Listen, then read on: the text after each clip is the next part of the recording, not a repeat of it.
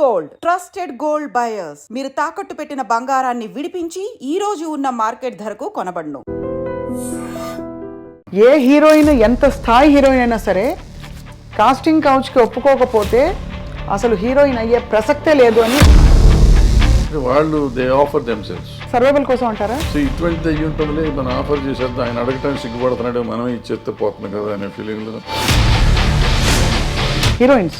శీలం అనేది ఒకప్పుడు పవిత్రమైనదిగా మాట్లాడుకునేవాళ్ళం. ఇప్పుడు ఎంతమందికి శీలం సరిగ్గా ఉంది అంటే అవసరం, నేను దీంట్లో సర్వైవ్ అవ్వాలంటే ఇది అయితేనే అవుతుంది అనుకుంటే. మీరు ఎప్పుడైనా ఇబ్బంది పడే సందర్భాలు ఉన్నాయా సార్? మరి జానీ మాస్టర్ ఇష్యూలో ఏమై ఉంటుంది సార్? Work place harassment. అలాంటి టైంలో నేను లొంగిపోవాల్సి వచ్చింది, నాకు ఆప్షన్ లేకపోయింది. రాత్రి 2 గంటలకి నా డోర్ వచ్చి కొట్టేవారు తాగేసి. నైట్ తలుపులు కొట్టేవాళ్ళంతా మందు కొట్టినట్టు వస్తారు. వాళ్ళకి ఏ విధమైన కంపల్షన్స్కి లొంగాల్సిన అవసరం లేకుండా పైకి వచ్చిన నటీమణులు ఎక్కడ వాడిని ఎక్కడికి వెళ్ళారు. అందరు హీరోల కంటే ఎక్కువ హైయెస్ట్ రెమ్యునరేషన్ తీసుకున్నారు. ఎంత సార్ ఆ రోజుల్లో? ఎలా ఉండేది?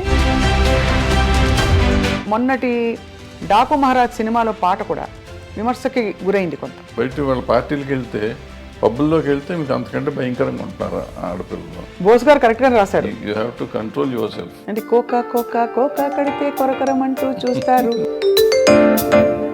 సూరి సినిమా టైంలో మీరు ఇబ్బంది పడ్డారా డబ్బులకి?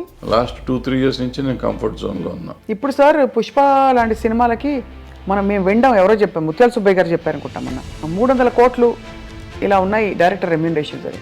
నిజం చెప్పాలంటే నేను పుష్ప 2 చూడకూడదు అనుకున్నాను. ఎందుకంటే బయట చెప్పిన మాటలు, అది షెకావత్ మీద ఉచ్చబోస్తాడు ఇటువంటి ఎన్ని విని.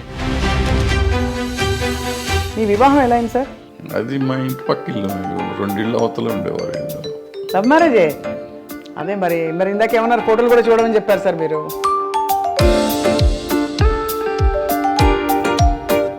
అందరికీ నమస్కారం. ఐ డ్రీమ్ మీడియా సగర్వంగా సమర్పిస్తోంది సిల్వర్ స్క్రీన్ లెజెండ్స్.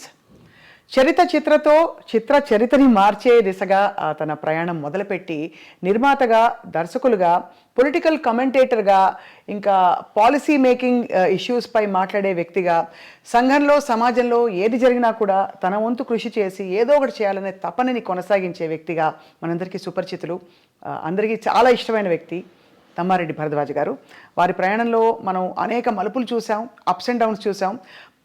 పూర్తి కమర్షియల్ హిట్ సినిమాలు తీశారు, అటు చాలా మెసేజ్ ఓరియంటెడ్గా అవార్డ్ విన్నింగ్ ఫిల్మ్స్ తీశారు.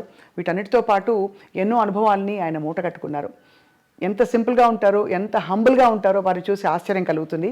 ఇవాళ మామూలుగా మాట్లాడే ఇతరత్ర అంశాల కంటే కూడా వారి మనసులో ఏముందో వెలికి తీసే ప్రయత్నం ఇవాళ కార్యక్రమం. సార్ నమస్కారం. చాలా ఓపిక ఎక్కువ సార్ మీకు. హాయిగా ఈ ఇంటర్వ్యూ వల్ల మీకు ఏం వస్తుందో తెలీదు, కానీ మాకు సమయం ఇచ్చి అంత ఆత్మీయంగా you let us come into your personal space. Thank you so much. Sir, how are you doing? ఎలా ఉన్నారు? గుడ్ మా, వెరీ గుడ్.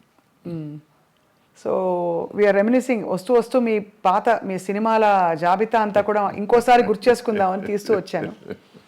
చాలా గ్లోరియస్ అండ్ వెరీ సంక్షిప్తంగా ఉన్నా కూడా మీ యాక్చువల్ నంబర్ ఆఫ్ ఫిల్మ్స్ చూస్తే చిన్న లిస్ట్ కనిపించినా కూడా ఐ థింక్ చాలా ఇంపాక్ట్ఫుల్ ఫిల్మ్స్ అని అనిపించింది sir as a film lover. ఇప్పుడు ఏంటి సార్ మరి, what is your primary occupation ఇప్పుడు? ఏం లేదమ్మా, రైట్ నో ఏం లేదు, ఖాళీగా ఏదో అట్లా టైం పాస్ చేయటం. మీరు ప్రొడ్యూసర్గా మొదలుపెట్టినప్పుడు మీ జర్నీని ఇలాంటి సినిమాలే తీస్తానని అనుకున్న రోజులు ఉన్నాయా, లేక మీరు అలా నాన్నగారి ప్రవేశం ఉంది కాబట్టి అలా కంటిన్యూ అవుతూ వచ్చేసారా? లేదు, నేను నాన్నగారితో పాటు అసలు ఎప్పుడు ప్రయాణం చేయాలి. ఆయనకి మనకు అంటే దూరమని కాదు, నేను ఉద్యోగం చేసుకుంటామండి ఇరిగేషన్ డిపార్ట్మెంట్లో. అవును, సివిల్ ఇంజనీర్గా. సో బట్ నాకు సినిమాలంటే పిచ్చి, సినిమాలు చూడటం పిచ్చి, తీయటం పిచ్చి కాదు. సినిమాలు చూడటం బాగా పిచ్చి. 2-3 సినిమాలు చూసాను రోజు.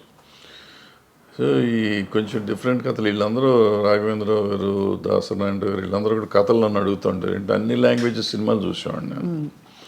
సో వాళ్ళు ఎప్పుడు సరదా కూర్చోబెట్టిన ఆ సినిమా కథ ఏంటి, సినిమా కథ ఏంటి, ఈ టైప్లో ఉండేది. మా నాన్నగారు కూడా అట్లాగే అడుగుతాను. అట్లా ఒక మలయాళం కథ నాకు నచ్చి నేను కేశవరావు గారికి చెప్పాను, బాగుంటుంది సార్ తీసుకోండి. ఆయన అప్పుడే ప్రొడక్షన్లోకి వచ్చారు.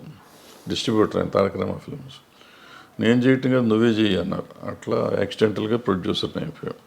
తర్వాత వచ్చిన కాడి నుంచి నాకంటే కొంచెం డిఫరెంట్గా ఉండే ఫిల్మ్స్ చేయాలని నాకు ఆలోచన. అంటే రొటీన్ సినిమాలు కాకుండా చేయాలని. అప్పట్లో డిఫరెంట్ అంటే ఏంటి మీ దృష్టిలో? అంటే రెగ్యులర్గా చూసే సినిమాలు కాకుండా నేను ఇప్పుడు కోతల రైడ్ చేసా ఫస్ట్ ఫిలిం. కోతల రైడ్ టోటల్గా నెగిటివ్ షేడ్ ఉంటుంది హీరో క్యారెక్టర్. ఫైనల్ క్లైమాక్స్ వచ్చేటప్పటికి చేంజ్ ఓవర్ ఉంటుంది. అంటే మనుషులు మనస్తత్వాల మీద ఎక్కువ ఆధారపడి ఉంటుంది. అంటే కథగా కొత్త కథ ఏం కాదు కానీ మనస్తత్వం, పిల్లడి మనస్తత్వం. దాంట్లో ఒక డైలాగ్ ఉంటుంది. ఆ అమ్మాయిని అతను వాడుకునేసి చెల్లి అంటాడు. ఫాదర్ పిలిపిస్తాడు. ఫాదర్ దగ్గరికి ఆ అమ్మాయి వస్తుంది, నన్ను మోసం చేశాడు మీ అబ్బాయి అని. ఆయన జడ్జి. వీడు గాలి అంటే వచ్చినప్పుడు ఆ అమ్మాయిని వీళ్ళ పిల్లలకి, అన్నయ్య పిల్లలకి టీచర్ అనమాట. మొత్తాన్ని ట్రాప్ చేశాడు, అయిపోయింది, ఇట్లా అయింది, అన్యాయం చేశాడు మీ అబ్బాయి అని అడిగితే చిచ్చిచ్చి నాకు అట్లా ఎట్లా ఉంటుంది, ఆ అమ్మాయిని చూస్తే నాకు చెల్లెలు ఫీలింగ్ అంటాడు. అంటే అప్పుడు ఆ అమ్మాయి ఒక డైలాగ్ చెప్తుంది, నువ్వు ఆ 2 వర్షాలు అంత పవిత్రమైన చెల్లి అనే పదం అన్న దానికంటే లంజ అంటే నేను చాలా హ్యాపీగా ఫీల్ అయ్యేదాన్ని. చాలా పవర్ఫుల్ స్టేట్మెంట్ అది బాబోయ్ అని ఆ అమ్మాయి చెప్తుంది. చెప్తే ఫాదర్ అక్కడ మాట్లాడు అని వెళ్ళిపోతుంది ఆమె. వెళ్ళిపోతే అప్పుడు ఫాదర్ అతన్ని కొట్టి, ఇలాంటి దరిద్రుడు నా కడుపును పుట్టిన నేను సిగ్గుపడతాను, గెట్ ఆఫ్ మై హౌస్ అని పంపించేస్తాడు. అలాంటి వాడు తండ్రికి కష్టం వచ్చినప్పుడు తండ్రిని కోసం మొత్తం కేసు వేసుకుని ఉరిశిక్షకి వెళ్ళిపోతానికి ప్రిపేర్ అయిపోతాడు. Quiet contrast character. అంటే మనుషులు మనస్తత్వాలు ఎట్లా ఉంటాయి అనేది ఉంటుంది. అట్లాగే మొగుడు కావాలికి వచ్చేటప్పటికి టేమింగ్ ఆఫ్ ద షూని ఒక రకంగా తీశారు. అప్పుడు మంచిలి అని హిందీ సినిమా వచ్చింది. అదో డిఫరెంట్గా ఉంటుంది. హౌ టు టేమ్ రిచ్ చెడిపోయిన అమ్మాయి, ఇలాంటి గాలిగా తిరిగే అమ్మాయి, చెడిపోయిన అమ్మాయి కాదు, రెస్పాన్సిబిలిటీస్ తెలియని అమ్మాయి, సమాజం అంటే రెస్పాన్సిబిలిటీ లేని అమ్మాయి. అటువంటి అమ్మాయిని దారిలోకి తెస్తాడు. అట్లా ఒక్కొక్క సినిమాకి ఒక్కొక్క ఆలోచన ఉండేది. మరో కురుక్షేత్రం తీసాం. అప్పట్లో ఈ కమ్యూనిస్ట్ పార్టీలు వాళ్ళంతా విడిపోతున్నారు, 36 పార్టీలు అని కలవాలి అని చెప్పి ఒక సినిమా తీసాం. అది అప్పటికి జనానికి ఎందుకు చెప్పాలి, తప్పు నాది, చూడండి అన్నారు జనం. అంతే. కానీ మీరంటే ప్రొడ్యూసర్గా మీరు అన్ని క్రాఫ్ట్స్లో ఇన్వాల్వ్ అయ్యేవారా? ఎందుకంటే ఆ రోజుల్లో ప్రొడ్యూసర్ అంటే ఎక్సెప్ట్ డైరెక్షన్ అన్నిట్లో ఇన్వాల్వ్ అంటే ఎక్కడ షూటింగ్ లొకేషన్స్, కాస్ట్యూమ్స్ ఏంటి, ప్రతిదీ మనం చేసుకున్నాం. ఎక్సెప్ట్ డైరెక్షన్లో సెట్లోకి వెళ్ళేవాడిని కాదు. డైరెక్టర్లకు వాళ్ళ ఇండిపెండెన్స్ ఇచ్చేవాడిని. సినిమా అయిపోయినాక చూసుకుని రీషూట్ చేసిన సినిమాలు చాలా ఉన్నాయి. నాకు నచ్చకపోతే మళ్ళీ రీషూట్ చేసిన ప్రొడ్యూసర్గా చేసిన. నచ్చకపోవడం అంటే మీకు కన్విన్స్ కాకపోతే, లేదు క్వాలిటీ సరిగ్గా లేదని అనుకున్న ఇది పండగ సీన్ పండాలి కదా, పండితేనే సినిమా అప్పుడు బాగుంటుంది. పండకపోతే ఆటోమేటిక్గా ఉండదు. అది నేను క్రాంతి గారి దగ్గర నేర్చుకున్నాను. యాక్చువల్లీ కోతల రైడ్ క్రాంతి గారు దగ్గరుండి చేయించాడు. మేము ఇక్కడే చేసాం, మన ముషిరాబాద్ జైల్లో తీసాం సీన్ మొత్తం. అందరిని పెట్టి తీసినాక అంతా చూస్తుంటే అక్కడ చాలా ఇంపార్టెంట్ సీన్. అతను జైల్లో ఉంటాడు, వీళ్ళందరూ వెళ్ళి నువ్వు చేయలేదని, నువ్వు మర్డర్ చేయలేదు, అతను మర్డర్ నేనే చేశాను, తండ్రిని కాపాడతానికి. తండ్రి జడ్జి, వీడు ఎట్ట గాలి, నా మీద నేను జైలుకి వెళ్ళినా చచ్చిపోయినా ఎవరు పట్టించుకోరు, బట్ నాన్న సమాజానికి కావాలి కాబట్టి నాన్న ఉండాలి, నేను చచ్చిపోతాను అంటాడు. కాదు నువ్వు అసలు ఏమీ చేయలేదు కాబట్టి నువ్వు ఉండాల్సిందే అని చెప్పి తల్లి బ్రదర్స్ అందరూ పోరాడు. నువ్వు కేవలం చేయలేదని చెప్పి మిగతాది మేము చూసుకుంటా ఉంటాం, లేదు నేనే చేశానని చెప్తాడు. అది మంచి సీను, 15-20 నిమిషాల సీను. ఆ సీను పండల ఇక్కడ తీసాం జైల్లో. అప్పుడు మళ్ళీ తీసి ఇక్కడ సెట్ వేసి, మెడ్రాస్లో సెట్ వేసి, వీళ్ళందరినీ ఇక్కడ తీసుకుని రావాలంటే కష్టం అని చెప్పి సెట్ వేసి రీషూట్ చేసాం మళ్ళీ సీన్ అంతా. అట్లా మొగుడు కావాలో ఏదో నాకు నచ్చలేదంటే బ్రదర్స్ ఇద్దరు రిలేషన్షిప్ తెలియట్లా. సినిమా అయిపోయేసరికి సినిమా బాగానే ఉంది కానీ రిలేషన్షిప్ అసలు వాళ్ళిద్దరు అన్నదమ్ములు అనేది ఎక్కడ ఎస్టాబ్లిష్ చేయలేం. సో అది అప్పుడు మొత్తం కాపీ వచ్చినాక షూట్ చేసి దాన్ని యాడ్ చేసాం అన్నమాట. అట్లా మా ఇద్దరు కిలాడీలు దగ్గర 5,000 to 6,000 feet రీషూట్ చేశాను. నాకు నచ్చల తీసిన సినిమా. అయితే మీరు మొదటి నుంచి మీకు డైరెక్టర్ దృష్టి ఉంది? నేనేం చేయాలి, డైరెక్ట్ హార్డ్లే చేసుకునేవారు. కానీ మీకు నచ్చలేదని ఇది ఉండాలి, ఇట్లా ఉండాలి అనుకుంటాం కదా, అనుకున్న విధంగా రాకపోతే అట్లా చేసుకున్నాం.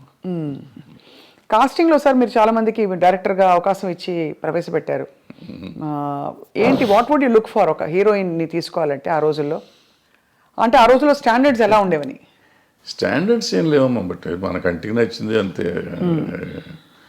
అది మొగుడు నాకు అప్పట్లో ఈ ఆడపిల్లలని సరిగ్గా చూసేవాడిని. ఇట్లా ఇట్లా వచ్చి అమ్మాయి వచ్చిందంటే కూర్చుని బాగుంది, ఫోటోలు తీసుకుని చూసి బాగుంది పంపించేసి ఓకే అని. వైజాగ్ వెళ్ళాం మొగుడు మన్మథ సామ్రాజ్యం సినిమాకి వెళ్ళి అమ్మాయిని ఫస్ట్ షాట్ పెళ్ళి సీన్ అనమాట. పెళ్లి కూతురుని చేశారు, పెళ్లి మండపం వేసి ఉంది. అమ్మాయి వచ్చింది, కెమెరామ్యాన్ పెద్ద గావు కేకేసాడు. ఏంట్రా అంటే అమ్మాయికి మెలకన్ను. ఏం చేయాలి అప్పుడు వైజాగ్ ఆర్టిస్టులు దొరకరు, అక్కడ మారుస్తానికి లేదు, రాత్రి ఫస్ట్ డే షూటింగ్ అది పైగా. సరే అందులో అమ్మాయిని కొత్త అమ్మాయిని తీసుకున్నాం. అమ్మాయిని ఎవరు సార్? లతాశ్రీయా? అమ్మాయిని డిసప్పాయింట్ చేసిన తర్వాత అమ్మాయి ఆపరేట్ చేయించింది. తర్వాత అప్పుడేం చేశానంటే అప్పుడు అనుకోకుండా ఎందుకో నేను బాంబేలో కొన్నాను కాస్ట్యూమ్స్, నేనే వెళ్ళి కొనుక్కొచ్చా కాస్ట్యూమ్స్. ఆ కళ్ళజోళ్ళు తెచ్చా అక్కడి నుంచి. ఆ సీన్ ఒకదానికి ఆమె మిగతా అంతా గాగుల్స్ ఉంటాయి, పెద్ద గాగుల్స్ డజన్ తెచ్చాను. అవన్నీ ఆ సినిమాలో వాడేసాను.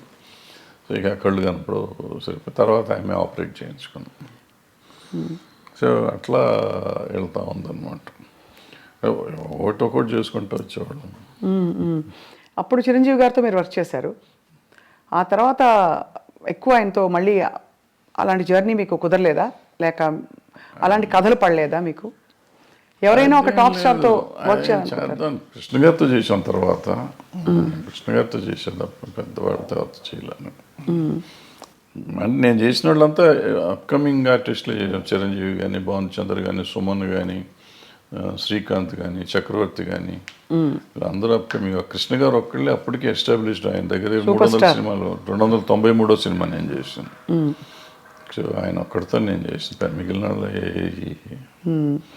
మీకు ఎక్కువ సక్సెస్ ప్రొడ్యూసర్గా వచ్చిందా సార్, డైరెక్టర్గా వచ్చిందంటారా మీ దృష్టిలో? బికాస్ ప్రొడ్యూసర్గా మీరు మంచి సూపర్ హిట్లు కొట్టారు. అంటే నాకు పెద్దగా రెండిట్లోనూ రాలేదు నిజం చెప్పాలంటే. ప్రొడ్యూసర్గా మొదటి 2 సినిమాలు హిట్లు ఇచ్చాను. బాగా హిట్ ఇచ్చారు. కోతల రేడు, మొగుడు. డబ్బులు బాగా వచ్చాయి సార్? అప్పట్లో ఏమొచ్చి ఏం లేదు. సిల్వర్ జూబ్లీ ఆడితే నాకు గుంటూరులో సిల్వర్ జూబ్లీ ఆడితే 1,25,000 1,10,000 వచ్చింది షేర్ అంతే. అంటే ఇప్పటి లెక్కలో చూసుకుంటే మాక్సిమం 10 కోట్లు ఉంటుందా?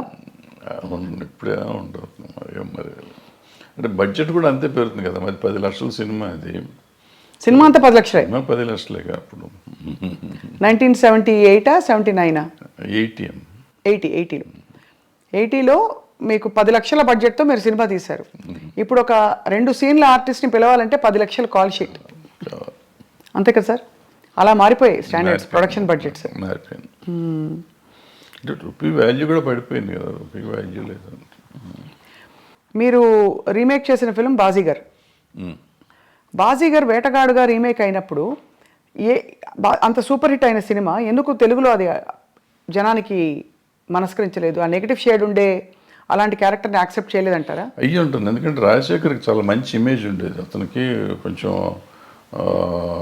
స్ట్రిక్ట్ పోలీస్ ఆఫీసర్గా కానీ, లేకపోతే సమాజానికి పనికొచ్చే క్యారెక్టర్స్ చేసే క్యారెక్టర్ ఉంది. అతను మనసు పడ్డాడు వచ్చాడు అనుకోండి. కానీ అందుకు నచ్చలేదు, మళ్ళీ లేట్ అయిందో ఏదో సంథింగ్, మన టైం బాగోలేదు, లేకపోతే నేను బాగా తీయలేదు, డైరెక్టర్గా నేను పెర్ఫామ్ చేయలేదు, ఏదైనా అయి ఉండొచ్చు. దానిలో డబ్బులు కూడా చాలా పెట్టారు కదా సార్ మీరు. కొంత డబ్బులు అందులో పోగొట్టుకున్నారని అంటుంటారు. అయిపోయిన కథ కదా అది. అయిపోయిన కథలో సార్. కానీ బాధేస్తుంది ఎప్పుడైనా మీరు తలుచుకున్నప్పుడు. బికాస్ ఇప్పుడు నాకే ఇప్పుడు ఫర్ ఎగ్జాంపుల్ మా స్థాయిలో మాకు ఒక షో సరిగ్గా రాలేదంటే అయ్యో ఇంకా బాగా చేయాల్సింది, అది వర్కౌట్ అవ్వలేదు. ప్రతి వాళ్ళకి వాళ్ళ ప్రొఫెషన్లో ఉంటుంది కదా sir. What was it that was మీకు? అంటే ఇట్ వాజ్ వెరీ డిప్రెసింగ్. ఎందుకంటే what ever I last complete. నా కెరియర్ మొత్తం పోయింది. మొత్తం కెరియరే టర్న్ అయిపోయింది. అప్పటి వరకు మోస్ట్ సక్సెస్ఫుల్గా ఇండస్ట్రీలో ఉన్నవాడిని టోటల్గా ఆ రోజు నుంచి ఈ రోజు వరకు I could not cope up నిజంగా చెప్పాలంటే. అదర్వైజ్ నేను ఏదో వేరే ఈ ఫెడరేషన్లు, జనము, సినిమా ఇండస్ట్రీ వాటి వరకు పర్వాలేదు. కానీ as a producer or director I could not revive myself. తర్వాత పచ్చని సంసారం ఇవన్నీ వచ్చి పర్లేదు కానీ బట్ ఏదైనా కానీ ఆ రివైవల్ లేదు. సో దాంతో డెఫినెట్గా అదే it was one of those things. So తలుచుకుంటే మీకు అదే నేను ఎందుకున్నాను ఇండస్ట్రీలో అంటే మీకు ఒక వర్కౌట్ కాకపోయినా మీరు కొనసాగించడానికి కారణం లవ్ ఫర్ ద క్రాఫ్ట్ అని అనుకోవాలా? ఐ డోంట్ సే దట్ అంత అన్ని అబద్ధం అని కానీ but people's love rather more than my love for the craft. Majority of the people love me ఇండస్ట్రీలో సార్ బయట సినిమా ఇండస్ట్రీలో for so many other reasons. వదిలేసేద్దాం ఇది సినిమా గినిమా అనేది కానీ so many other reasons they feel as if ఏదో నేను మా అన్నయ్య ఉన్నాడు అనే ఫీలింగ్ వాళ్ళు ఉంటారు. వాళ్ళు అట్లాగే చూసుకుంటారు నన్ను. సో వాళ్ళని వదిలిపెట్టి వెళ్ళే పరిస్థితి కనపడలేదు ఇప్పుడు ఈరోజు కూడా. సార్ మీరు అంటే మీకు చాలా కమ్యూనిస్ట్ నేపథ్యం ఉండడం అవన్నీ తెలుసు, కానీ ఎక్కడా కూడా మీకు ఆ నేపథ్యం మామూలు విప్లవం అనేది సినిమాలో కనిపించదు. మీ సినిమా కమర్షియల్ ఫార్ములా, కథలు, అవసరమైతే దేవుడి ఫోటోలు అలాంటివన్నీ అన్నీ ఉన్నాయి. ఇప్పుడు నారాయణమూర్తి గారు చూస్తే ఆయన ఎర్రజెండ సినిమాలన్నీ, అలా భరద్వాజ్ గారి సినిమాలు అంటే అన్ని రకాల సాంఘిక సామాజిక కథలు ఉంటాయి.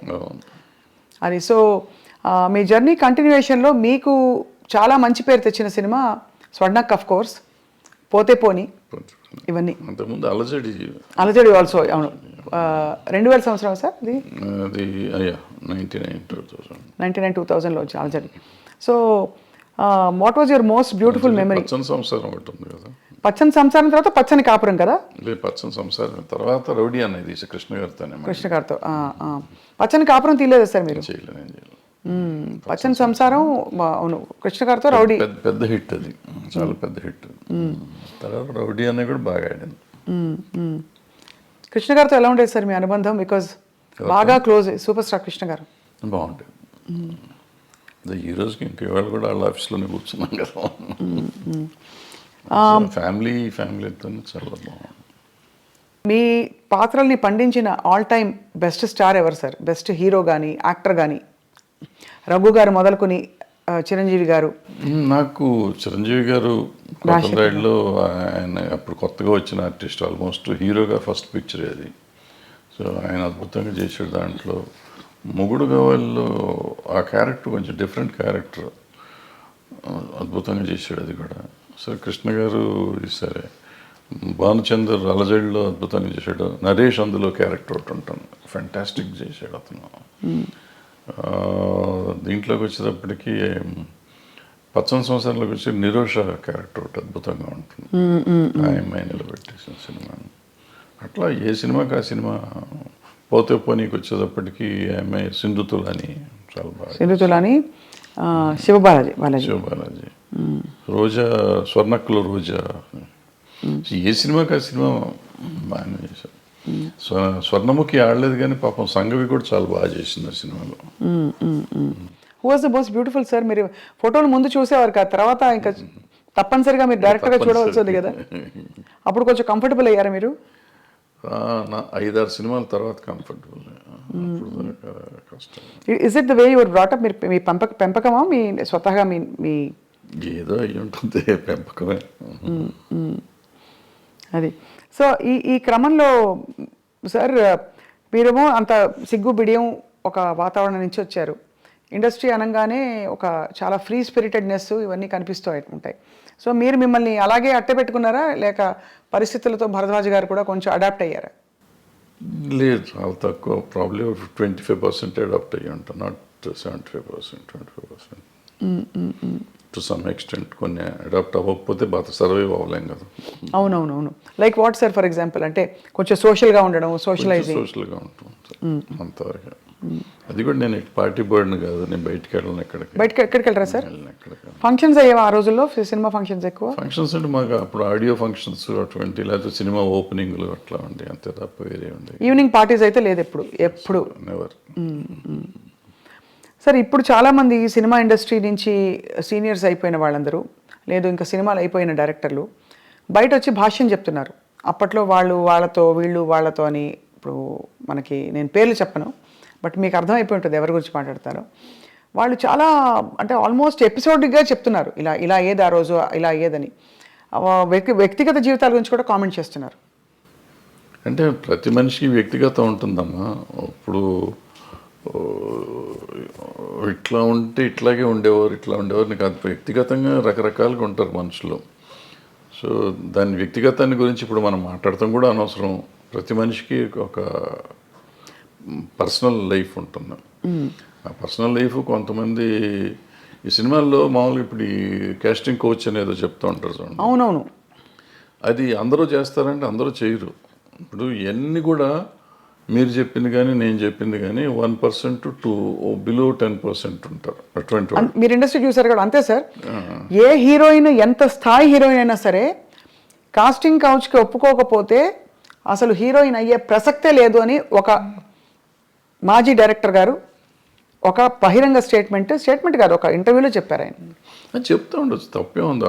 వాళ్ళ నమ్మకం అయి ఉంటుంది, లేదా వాళ్ళ జరిగిందేమో, ఆయన చేసిన పని చేసిన కంపెనీల్లో అట్లా జరిగి ఉండొచ్చు. ఆయన ఎక్స్పీరియన్స్ ఏంటో మనకు తెలియదు కదా. నా ఎక్స్పీరియన్స్, నేను ఇన్ని సినిమాల్లో ఉన్నాను, ఇన్ని రోజుల నుంచి నేను ఉన్నాను. ఆల్మోస్ట్ 50 years అవుతాను నేను ఇండస్ట్రీకి వచ్చి. 50 yearsలో I have never seen that, to be frank. ఇది అబద్ధం కాదు, నిజం. ఇన్ఫ్యాక్ట్ నాకు రివర్స్ నేను ఎక్స్పీరియన్స్ చేశాను. ఫర్ ఎగ్జాంపుల్ ఎలా రివర్స్ అంటే ఏంటి సార్? వాళ్ళు they offer themselves, girls, women. అంటే ఆఫర్ అంటే సర్వైవల్ కోసం అంటారా? ఇంతే పాపం. వాళ్ళకి ఏముంటుంది, భయం. మనం ఏంటో తెలియదు కదా. సో ఇటువంటిది అయ్యి ఉంటుందిలే, మనం ఆఫర్ చేసేద్దాం, ఆయన అడగటానికి సిగ్గుపడుతున్నాడు, మనమే ఇచ్చేస్తే పోతుంది కదా అనే ఫీలింగ్లో. అలా ఉన్నారా సార్ హీరోయిన్స్? అందరూ ఎవరో ఒకళ్ళు ఉంటారమ్మా. ఇప్పుడు వీళ్ళు అడిగారు అన్న ఎంతమంది తక్కువ మంది ఉంటారో అట్లా అడిగే వాళ్ళు కూడా అంతే తక్కువ ఉంటారు. That's why I'm telling you, you're giving a parallel. అది అర్థమైంది. బట్ అలా బిట్వీన్ 1 to 10% ఉంటారు తప్ప. అప్పట్లో సెల్ ఫోన్స్ ఏవి ఉండేవి కాదు కదా సార్. ఏముండదు. అలా అడగడం ఎలా తెలిసేది మరి వీళ్ళకి?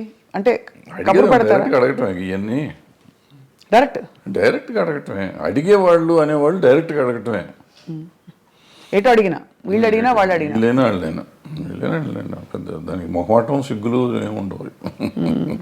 It's very awkward sir. And అంటే ఇంత బ్యూటిఫుల్ పరిశ్రమలో ఈ ఒక్క విషయం ఇంత చర్చనీయాంశం అవుతుంది గత 10 ఏళ్లలో. అంటే చర్చనీయాంశం అంటే 2 రకాలమ్మది. ఇప్పుడు పిచ్చి ముందా పెళ్లి ముందా అంటే, ఇప్పుడు ఇద్దరికి ఇష్టమైతే ఇప్పుడు అడగగానే లొంగిపోతారు అనేది కూడా నేను నమ్మను. అన్లెస్ వాళ్ళకి ఒక అవసరం, నేను దీంట్లో సర్వైవ్ అవ్వాలంటే ఇది అయితేనే అవుతుంది అనుకుంటే లొంగొచ్చు. లేదంటే ఎందుకు లొంగుతారు వాళ్ళు? అలాంటి ఏమంటారు, మ్యూచువల్ బెనిఫిట్ కోసం జరిగితే జరగాలి తప్ప నేనేదో ప్రతి వాళ్ళు ఇట్లా చేస్తారు అంటే జరిగేది కాదు. మీరు ఎప్పుడైనా ఇబ్బంది పడే సందర్భాలు ఉన్నాయా సార్? ఎట్లా అంటే డైరెక్ట్లీ ఆర్ ఇండైరెక్ట్లీ మీకు ఒక కబురు పెట్టి మీ హీరోయిన్స్ వండుకుంటే సార్ ఒకటి అరా ఉంటాయి అందరూ కాదు కానీ ఒకటి. అంటే అందరూ అలా వచ్చి ఉంటారు కదా, మీరు చెప్పారు కాబట్టి ఐఎమ్ ఆస్కింగ్. సో చాలా మంది చాలా జెంటిల్, చాలా మర్యాదగా, సొంత పిల్లల్లాగా. నాకు ఆడపిల్లలే 3. సో వాళ్ళంతా మన ఇంటికి వచ్చి ఇంట్లో ఆడపిల్లలాగా ఉండేవారు తప్ప ఎవరు ఒకటి అరా 20 ఉన్నా కానీ పెద్ద విషయం. ఇవన్నీ అంటే ఇది ఇప్పుడు లేటెస్ట్గా మీరు కూడా మొన్న ఆఫ్ రికార్డ్ చాలా విషయాలు మీరు మాట్లాడినప్పుడు ఎక్స్ప్లెయిన్ చేసి చెప్పారు సార్. అదే ఈ జానీ మాస్టర్ ఇష్యూ తెరపైకి వచ్చినప్పుడు కూడా ఈ కమిటీలు వేయడం, వీటిని పరిష్కరించే దిశగా కమిటీల్లో ఉండేవాళ్ళు ఎవరు కూడా దిగొచ్చిన ఎవరు అంటే ఇట్స్ నాట్ సో ఈజీ కదా సార్. ఇవి హ్యూమన్ రిలేషన్షిప్స్ చాలా కాంప్లెక్స్గా ఉంటాయి. మీరు అన్నట్టు ఒక టైంలో ఇష్టం ఉండొచ్చు, ఒక టైంలో కాంప్రమైజ్ అవ్వచ్చు, ఒక టైంలో అది చెడుగా కనిపించవచ్చు, రకరకాలు ఉంటాయి, తప్పించుకోలేని పరిస్థితులు ఉండొచ్చు. ఏమిటవుతుంది sir? What you think is? అంటే ఇప్పుడు మీకు గతంలో మొదటి నుంచి కూడా చరిత్ర అనుకోండి, ఇతిహాసాలు తీసుకోండి, పురాణాలు తీసుకోండి. ఆయన వాల్మీకి గారు దొంగ, ఆయన తర్వాత మంచివాడు అయిపోయాడు. సో ఇట్లా మనుషుల్లో మార్పులు చాలా వస్తూ ఉంటాయి. మారిన ఇప్పుడు నేను మారిపోయాను, గతంలో తప్పు చేశాను నేను, ఇప్పుడు నేను మారిపోయి ఉంటే నువ్వు తప్పు చేసావు అంటే దానికి అర్థం లేదు కదా. సో నువ్వు గతంలో నువ్వు అంత దుర్మార్గుడు కాబట్టి ఇప్పుడు ఏం చెప్తావంటే, ఇప్పుడు నేను మారిపోయాను, నేను సన్యాసిని అయిపోయా. బుద్ధుడు అంతకు ముందు రాజు, అశోకుడు అంతకు ముందు రాజు, వీళ్ళిద్దరూ బౌద్ధ మతానికి వచ్చినాక వాళ్ళు ఏమి చేయలే. బుద్ధుడు దేవుడు కాదంటావా? అంతే కదా సార్. సో మరి ఏ కాంటెక్స్లో చెప్తున్నారు అది? అంటే తప్పులు జరుగుతున్నాయి కానీ ఎట్లా ఉంటుందంటే, నేను విక్టిమ్ అనుకోమ్మా, విక్టిమ్ కానీ లేకపోతే నా మీద ఎలిగేషన్ వచ్చింది అనుకోమ్మా. సో నాకు కడుపు రగిలిపోతూ ఉంటుంది. అంటే ఇది ఎట్లా ఉంటుందంటే, దీంట్లో ఇప్పుడు వస్తున్న ఇష్యూస్ అన్నీ ఏంటంటే ఇప్పుడు ఇద్దరు మ్యూచువల్గా ఒకళ్ళకొకళ్ళు ఇష్టపడతారు. ఇప్పుడు అప్పుడు కూడా కదా సార్? ఎప్పుడైనా కానీ ఇష్టపడతారు. ఇష్టపడతామో లేకపోతే సరెండర్ అవటమో ఏదైనా అనుకోండి. సరెండర్ అయినా కానీ తర్వాత కలిసి ఉన్నారుగా. అవును. నాతో సరెండర్ అయిపోయినాక ఇద్దరు కొంతకాలం కలిసి ఉన్నాం. ఇప్పుడు సరెండర్ అయిన వాళ్ళు నా మీద కేసు పెడతాం మొదలెడతారు అన్నమాట. అయితే సరెండర్ అయ్యి కొంతకాలం అయిపోయినాక నేనంటే వాళ్ళకన్నా మొఖం మొత్తి ఉండొచ్చు, నాకు వాళ్ళ మీదన్నా మొఖం మొత్తి ఉండొచ్చు. అది ఎవరికైనా ఎప్పుడైనా జరగచ్చు. నాకు బయటికి వెళ్తా అంటే వదిలిపెట్ట బుద్ధి ఇదిగా ఒకరికొకరు మ్యూచువల్గా వదిలిపెట్టపోయినప్పుడు ఈ కేసులు గట్టలు కథలు వస్తాయి. అప్పుడు నువ్వు ఎట్లా మొన్నటిదాకా బాగానే ఉన్నావు కదా, ఇప్పుడు నేను అవసరం తీరిందని వచ్చావా అని ఒకళ్ళు ఈ రకంగా ఉంటాయి. న్యాచురల్, ఇది హ్యూమన్ సైకాలజీ. ఇది దాన్ని పట్టుకుని మనం మాట్లాడతాం కదా. ఇక్కడ ఏంటంటే నో మీన్స్ నో మీద మాట్లాడాలి మనం. ఇప్పుడున్న కొత్త సిస్టమ్, ఒకప్పుడు అది వేరు. ఇప్పుడు శీలం అనేది ఒకప్పుడు పవిత్రమైనదిగా మాట్లాడుకునేవాళ్ళం. ఇప్పుడు ఎంతమందికి శీలం సరిగ్గా ఉంది అంటే చాలా డౌట్లు ఉన్నాయి.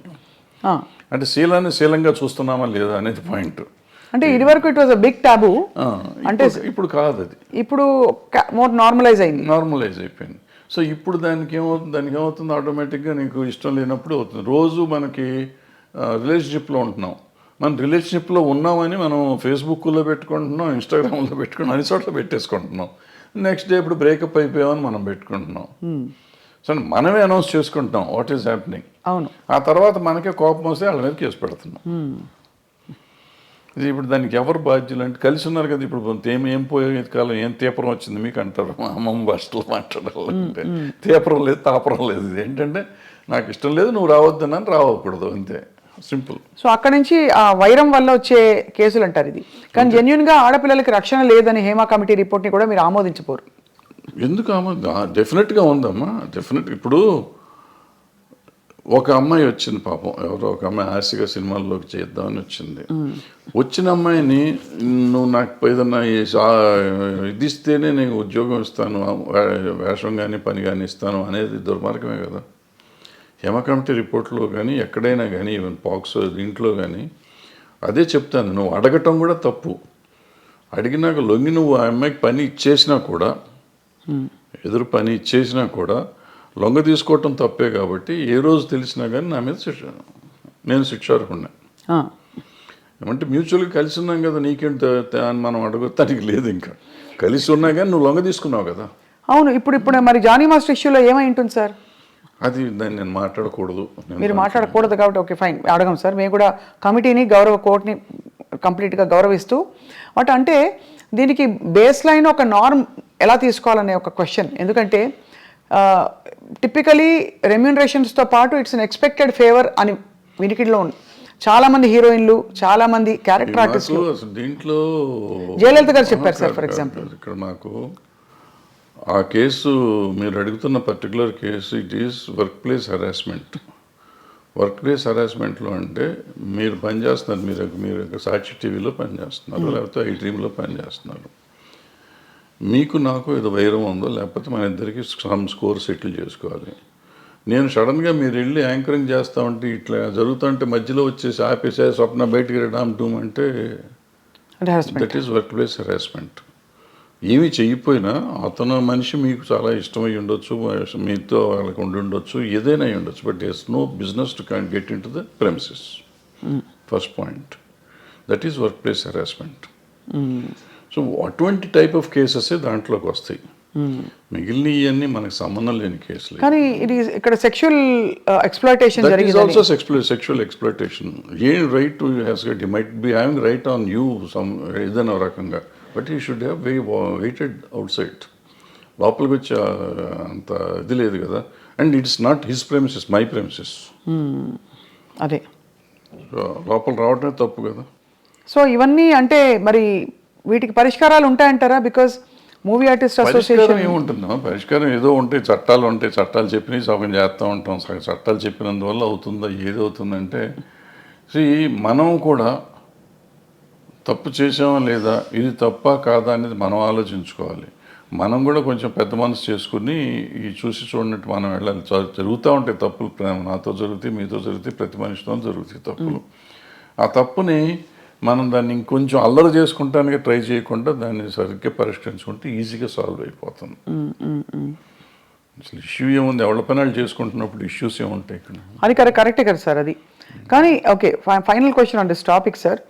వాతావరణం చాలామంది ఇప్పుడు క్యారెక్టర్ ఆర్టిస్టులు బయటకు వచ్చి ఇంటర్వ్యూలు ఇచ్చిన సందర్భాల్లో చెప్పారు, పలానా టైంలో నేను లొంగిపోవాల్సి వచ్చింది, నాకు ఆప్షన్ లేకపోయింది, రాత్రి 2 గంటలకి నా డోర్ వచ్చి కొట్టేవారు తాగేసి.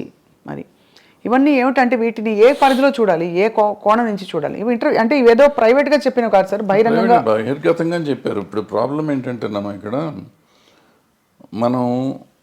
మన సమాజం ఫస్ట్ అసలు ఆడపిల్ల అంటేనే లోకువ, బయట కూడా సమాజంలో జనరల్గా సినిమాల్లో ఉన్నాడంటే అసలు మరీ లోకువ, అంటే వాళ్ళకి ఏదో taken for granted. Correct, taken for granted. So ఎవళ్ళైనా ఏదైనా చేయొచ్చు. అండ్ ఈ సినిమాల్లో నిజాలెన్నో అబద్ధాలెన్నో మనకేమీ తెలియదు, కానీ ప్రతి వాళ్ళకి ఒక ట్యాగ్ పెట్టేసి ఉంటుంది, ఈ అమ్మాయి ఆ అబ్బాయితో ఉంది, ఆ అబ్బాయి ఆ అమ్మాయితో ఉన్నాడు, సంథింగ్ ఉంటుంది. అవును. ఈ ఇంటాక్సికేషన్ స్టేజ్ వస్తుంది, నైట్ తలుపులు కొట్టే వాళ్ళంతా మందు కొట్టినాక వస్తారు. వాళ్ళకి నాకు దొరకలేదు, వాళ్ళకి ఈ టైప్లో ఉంటారు వీళ్ళంతా. దీని మీద ఏడైతే తలుపు కొట్టి ఆడి దగ్గరికి వెళ్ళా, నా దగ్గర రావా, ఈ టైప్లో ఉంటారు. ఇవన్నీ ఇటువంటి అంటే ఊరికి చెప్పు, దీని మీద కాదు, బట్ అటువంటి జరుగుతానికి అవకాశాలు ఉంటాయి. రైట్. కానీ చాలా గొప్పగా గౌరవం నిలుపుకుని అద్భుతమైన సినిమాలు, అంటే నిజంగా కళాఖండాలు సృష్టించిన గ్రూప్స్, టీమ్స్, టెక్నీషియన్స్ ఎంతమంది ఉన్నారు సార్, చాలా గొప్పవాళ్ళు ఉన్నారు. అన్ఫార్చునేట్లీ వీటి గురించి ఎక్కువ మాట్లాడతాం కానీ మనం. అద్భుతం. ఇప్పుడు ప్రతి మనిషికి వీక్నెస్ ఉంటుందమ్మా, రకరకాల వీక్నెస్ ఉంటుంది. ఆ వీక్నెస్ ఏదైనా అయ్యి ఉండొచ్చు, అమ్మాయి అయ్యి ఉండొచ్చు, కులం అయ్యి ఉండొచ్చు, మతం అయ్యి ఉండొచ్చు, ఇంకోటి అయ్యి ఉండొచ్చు. సో ఆ వీక్నెస్ని గురించి మనం మాట్లాడితే ఎప్పుడు మంచిని గురించి కూడా మాట్లాడవచ్చు కదా. తప్పకుండా. అయ్యో, మంచిని గురించి మాట్లాడితే ఇప్పుడు ఈ అమ్మాయిల వీక్నెస్ని గురించే మాట్లాడితే ఇవాళ సమాజంలో ఎంతమంది నిలబడతారు? పొలిటీషియన్స్ని తీసుకోండి, సినిమా యాక్టర్లను తీసుకోండి, ఈవెన్ బయట సమాజంలో తీసుకోండి, సాఫ్ట్వేర్లో తీసుకోండి, మీడియాలో తీసుకోండి, ఎక్కడన్నా తీసుకోండి, స్త్రీయే మూల కారణం అంటారు. ఇప్పుడు నేను ఇది ఉంది కదా, ఈ కేసు ఉంది కదా, ఇది మన ఐసీఎల్ని పెట్టిన కోర్టు, అదే పాష్ రూల్స్ ప్రకారం తీసుకుంటే ఈ చెప్పిన ఏ సెక్టర్లో అయినా మగవాళ్ళు ఉంటారా? ఉండరు. కొంతమంది బహిరంగంగా బయటకు వచ్చేవి, కొంతమంది రాకుండా, కొంతమంది దాని ఇప్పుడు నువ్వు మా ఇందాక వచ్చి నీ షేక్ హ్యాండ్ ఇస్తే కూడా తప్పే, నీ చెయ్యి నా చేతికి తగిలితే తప్పే, according to posh act. Bad touch good touch అంటారు. నువ్వు బ్యాడ్ టచ్గా ఫీల్ అయ్యావు, నేను గుడ్ టచ్ నీకు ఇచ్చింది. అలా కూడా పెడతారు సార్ కేసులు? బ్యాడ్ టచ్ గుడ్ టచ్ అవుతుంది కదా, ఉంది. బట్ అంటే దానికి ఒక సమంజసమైన పరిధి నిజంగా ఉండొచ్చు. నీకు నువ్వు ఫీల్ అయ్యి ఉండొచ్చు, నేను ఫీల్ అయ్యి ఉండకపోవచ్చు, నువ్వు ఫీల్ అయ్యి ఉండొచ్చు. నువ్వు ఫీల్ అయితే కేసేగా. అది మొత్తానికైతే క్లిష్ట పరిస్థితుల్లో అలా మామూలుగా వస్తున్నావు. నేను చనువుగా ఫాదర్లీ ఫీలింగ్తో స్వప్న బలి చేసావు, ఒక దెబ్బేసి అనుకో, అమ్మాయిని ముట్టుకున్నావు, కొంపమని కింద అయిపోయావు. నువ్వు కేసు పెడితే నేను అయిపోయాను. సో అందుకే చాలా అతి జాగ్రత్తగా ఉండవలసిన చాలా జాగ్రత్తగా ఉండాల్సిన పరిస్థితులు వచ్చినాయి. ఇప్పుడైతే మాత్రం as long as this posh case this act ఉన్నంత కాలం అతి జాగ్రత్తగా ఉండకపోతే కొంపలు మునుగుతాయి. అండ్ ఇప్పుడు సోషల్ మీడియా వచ్చాక అసలు క్షణాల్లో అన్ని వైరల్ తర్వాత ఇంకా చాలా జాగ్రత్తగా ఉండాలి. అంటే డెఫినెట్గా ఇవన్నిటి వల్ల కొంత మార్పు వస్తుంది. 100% పోతుందా అంటే నేను అంత ఈజీ కాదు. ఎందుకంటే ఆడపిల్లలు కూడా కొంచెం స్ట్రాంగ్ అవ్వాలంటే ఉన్నారమ్మా, చాలా స్ట్రాంగ్ ఉన్నారు. ఆడపిల్లలు అంత ఈజీగా ఏం లేరు. కొంతమందికి సర్వైవల్ కోసం లొంగేవాళ్ళు ఉంటారు. సర్వైవల్ కోసం నేను ఏదైనా అచీవ్ చేయాలి, ఎలాగైనా అచీవ్ చేయాలనుకునే వాళ్ళు కొంతమంది. ఏమీ చేయకుండా నేను అచీవ్ ఎందుకు చేయలేను, నా టాలెంట్తో నేను ఎందుకు అచీవ్ చేయలేను చేసిన వాళ్ళు ఉన్నారు, చేస్తున్నారు కూడా. ఆ రకంగానే అచీవ్ చేస్తారు, ఈ రకంగానే అచీవ్ చేస్తారు. ఎవళ్ళు రైట్ ఎవళ్ళు తప్పు అంటే tell me one name sir who you have great respect for, అంటే ఇన్ దిస్ రిగార్డ్ వాళ్ళ కష్టపడి పైకి వచ్చారు. అంటే నేను క్యారెక్టర్ పర్స్పెక్టివ్ నుంచి చెప్పట్లేదు సార్, జస్ట్ ఏ విధమైన కంపల్షన్స్కి లొంగాల్సిన అవసరం లేకుండా పైకి వచ్చిన నటీమణులు మీరు చాలా గౌరవించేవాళ్ళు. మీకు వాణిశ్రీ గారు ఎక్కడి వచ్చారు? ఆవిడ ఏమిటి, ఆవిడ ఎక్కడ జూనియర్ ఆర్టిస్ట్, ఆవిడ అసలు ఏ రేంజ్కి వెళ్ళారు, అసలు హీరోస్ని కమాండ్ చేసారు, ఇండస్ట్రీనే కమాండ్ చేసే లెవెల్కి వెళ్ళారు. హయ్యెస్ట్ పెయిడ్ ఆర్టిస్ట్ ఆవిడ. సింపుల్, ఆవిడ అంతకంటే గొప్పవాళ్ళు ఎవరు లేరు మార్కెట్లో. భానుమతి గారు అంటే వాళ్ళు వేరే, భానుమతి గారు కమాండ్ చేశారు. జమున్ గారు కూడా మామూలుగా ఇచ్చారు, ఆవిడ కమాండ్ చేశారు. ఆవిడ రామారావు గారు నాగేశ్వరరావు కాదని చెప్పి ఆ రోజుల్లో షీ గుడ్ విత్ స్టాండ్. మనం అనుకుంటాం రామారావు నాగేశ్వరరావు కంటే వేరే లేదు ఆ రోజుల్లో, ఆల్టర్నేటివ్ లేని పరిస్థితుల్లో ఆవిడ నిలబడి మళ్ళీ వాళ్ళిద్దరూ ఆవిడతో కాంప్రమైజ్ అయ్యారు తప్ప ఆవిడ వాళ్ళతో కాంప్రమైజ్ అవ్వలేదు. సో ఇప్పుడు ఇదేం లేదు, అదే ఏదో అయిపోతుంది అదేం లేదు. సౌందర్య గారు చెప్పుకుంటా పోతే ఎవరైనా ఉంటారు, ఎవరికి ఉండే వీక్నెస్ వాళ్ళకు ఉంటుంది. ఆ వీక్నెస్లోని మనకి సంబంధం లేదు, వాళ్ళ పర్సనల్ ఇష్యూస్ అయ్యి. కరెక్ట్ అండి, అంతే సార్. అంతే తప్ప వీళ్ళంతా ఇటు లొంగిపోయారా ఉన్నారా? వాణిశ్రీ గారు ఏం చేశారు అసలు? ఆవిడ ఏంటి అక్కడ ఎక్కడి నుంచి వచ్చింది? కానీ ఆ రోజుల్లో ఎవరు మనసు పడలేదా సార్ వాణిశ్రీ గారిని చూసి? చాలా పడితే పడ్డారు, ఆ గొడవ మనకు సంబంధం లేదు. బట్ ఆవిడ డిక్టేట్ చేసింది కదా. అవును, ఆవిడ వచ్చిన రోజు నుంచి ఆవిడ అట్లా ఎదుగుదల వచ్చింది కదా అవును. సినిమా ఇండస్ట్రీలో. అంటే ఆవిడలో టాలెంట్ లేకపోయి ఉంటే ఆవిడ ఇంత గొప్పది అయ్యేది కాదుగా. కరెక్ట్, టాలెంట్ ఉంది కాబట్టే కదా మిగిలిన ఏంటనే పక్కన పెట్టండి. ఆవిడ ఏదో బాగాలేదన్నారు, కళ్ళు బాగాలేదంటారు, అది అంటారు, ఇది అంటారు. ఫైనల్గా ఆవిడే గాడెస్ అయిపోయింది కదా. అవును, అన్ని భాషల్లోనూ, తమిళ్లోనూ, తెలుగులోనూ. ఏం అందం సార్ అసలు, అంటే రంగు తక్కువ అని అప్పుడు అన్న వాళ్ళందరూ అవును. ఒక్కసారిగా వాణిశ్రీ చీర కట్టారంటే, వాణిశ్రీ గారి చీర అంటే ఒక ట్రెండ్ సెట్టర్. సో ఎక్కడ వాణిశ్రీ ఎక్కడికి వెళ్ళేది ఆవిడ? అందరు హీరోల కంటే ఎక్కువ హైయెస్ట్ రెమ్యునరేషన్ తీసుకుంది ఆవిడ. ఎంత సార్ ఆ రోజుల్లో? ఎలా ఉండేది ఆ రోజుల్లో 2.5-3 లక్షలు తీసుకుంది నాకు తెలిసినప్పుడు. అప్పుడు వీళ్ళు ఎవరు 2 లక్షలు టచ్ చేయలేదు. ఇప్పుడు ఎవరు, ఏ హీరోలు? రామారావు గారు, నాగేశ్వరరావు కూడా? రామారావు గారు ఇంకా కాదు, తక్కువ. శోభన్ బాబు తీసుకున్నాడు అప్పట్లో, 2 తీసుకున్నాడు. ఈవిడ 2.5 అట్లా తీసుకుంది రోజుల్లో. మరి కాలం మారిపోయిందా, డబ్బు విలువ పడిపోయిందా సార్? రామారావు గారు కంబ్యాక్ వచ్చినాక ఆయన హైయెస్ట్కి వెళ్ళిపోయారు. ఆ మధ్యలో బడిపంతులు చేసే రోజుల్లో ఆయన 1,00,000 దగ్గరే ఉన్నారు అన్నమాట. సార్, ఆన్ స్క్రీన్ గురించి మాట్లాడదాం. మనకి ఎక్కడో ఇన్ పోర్ట్రేయింగ్ విమెన్, అంటే విమెన్ ఇష్యూస్ మీద మీరు బాగా స్పందిస్తూ మాట్లాడుతూ వచ్చారు కాబట్టి, స్క్రీన్ మీద కూడా మొన్నటి డాకు మహారాజ్ సినిమాలో పాట కూడా విమర్శకి గురైంది కొంత. అవసరమా అని, తప్పు రైట్ అని కాదు, ఇది అవసరమా మనకి? అంటే మీ పరిధిలో మీరు ఎప్పుడు కూడా అశ్లీలం, అసభ్యకరం అనే అంశాలకు కానీ, స్టెప్పులు వేసినప్పుడు ఇలాంటివి కానీ మీరు జాగ్రత్తలు తీసుకునేవారా? Were you very conscious? డెఫినెట్గా వెరీ కాన్షియస్. అంటే నాకు ఒక్క సినిమాకి నాకు కోపం వచ్చి తీసాను నేను, బంగారు మొగుళ్ళు అనుకుంటా. ఇటువంటి దరిద్ర పని నేను కూడా చేశాను. ఆ పాటే దరిద్రం. అక్కడ చేయేస్తే ఇక్కడ చేయేస్తే సంథింగ్ ఏదో ఉంటుంది, సరే గుర్తులేదు. అంటే మంచి నీతిగా అసలు ఎక్కడ ముట్టుకోకుండా ఒకరినొకరు టచ్ చేయకుండా సినిమా తీస్తే అంటే ఎవడ చూడలేదని కోపం వచ్చి ఆ సినిమా దరిద్రం పెట్టండి అని చెప్పి నేనే పెట్టి తీస్తాను. అంటే ఒక్కోసారి ఫ్రస్ట్రేషన్లో చేసిన పని అది చేసింది నేను చేసిన తప్పే. బట్ ఇవాళ వాళ్ళు చేసిన తప్పంటే ఇప్పుడు నాకు వయసు అయిపోయి నేను సినిమాలు లేవు కాబట్టి వాళ్ళు చేసిన తప్పండి. ఇవాళ చిరంజీవి గారు ఠాగూర్లోనో దేంట్లోనో అదేదో సినిమా పాట ఏదో ఉంటుంది ఏమంటే నేను అప్పుడు కామెంట్ చేశాను, అంత అద్భుతమైన సినిమాలు ఇది ఏంటండి అని చెప్పి. ఆ తర్వాత వాళ్ళంతా ట్రోల్ చేశారు. అట్లాగే బాలకృష్ణ గారు మొన్న ఆ సినిమాలో కూడా అది అనవసరం, అది ఆయన స్టేచర్కే అనవసరం. అసలు ఇవాళ అటువంటివి చూస్తారు అనుకోవటం అనవసరం. అంతకుముందు ఆయన చేశాడు కదా భగవత్ కేసరి, అద్భుతంగా చేశారు ఆ సినిమా. అఖండ అద్భుతంగా చేశారు. అమ్మాయి కనపడకుండానే సినిమాలు ఆడుతుంటే ఆయనకి ఎందుకు ఇది, దీనికోసం ఎవరిని వస్తారా? ఎన్ని టికెట్లు దిగుతాయి? ఊరికి కాంట్రవర్సీ తప్పించి అందులో ఆయన ఎమ్మెల్యే, పొలిటీషియన్ అందుకనే కదా సార్ ఇన్ని ఉండగా ఆయనకి అటువంటిది ఆయనే రిజెక్ట్ చేసి ఉంటే పోయేది.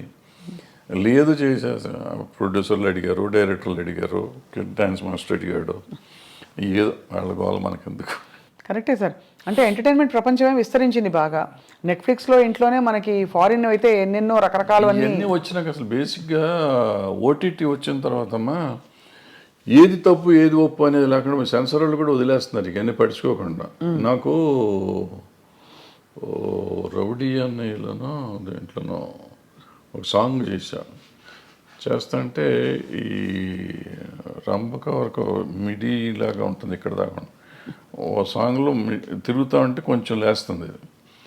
సినిమా రిలీజ్ అయినాక నాకు సెన్సార్ ఆఫీసర్ ఫోన్ చేసి సార్ ఇక్కడ ఎక్కడో ఉంది సార్, ఎవరో జనం అంటున్నారు సార్, కట్ చేయండి సార్ అని. రిలీజ్ అయిన తర్వాత కట్ చేశాను నేను.